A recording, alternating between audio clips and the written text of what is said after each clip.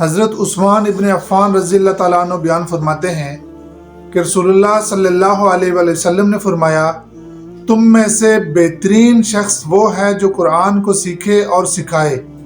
اس کے دو معنی کیے گئے ہیں علامہ کے، خیرکم من تعلم القرآن، تم میں سے بہترین شخص وہ ہے جو قرآن پڑھے، وعلمہ اور پڑھائے، یا پھر سیکھے اور سکھائے۔ یہاں پہ زور ہے کہ تم میں سے بہترین شخص وہ ہے، خیرکم تم میں سے بہترین وہ ہے، من تعلم القرآن جو قرآن کی تعلیم حاصل کرے، اس کو سیکھے، وعلمہ اور اس کو سکھائے، دوسرے لوگوں کو اس کو پڑھائے سکھائے۔ اللہ تعالیٰ مجھے بھی اور آپ کو بھی اس فرمان رسول صلی اللہ علیہ وآلہ وسلم پر عمل کرنے کی توفیق عطا فرمائے۔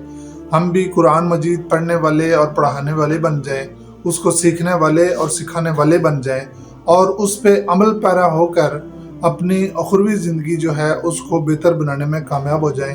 وآخر دعوانا ان الحمد للہ رب العالمین۔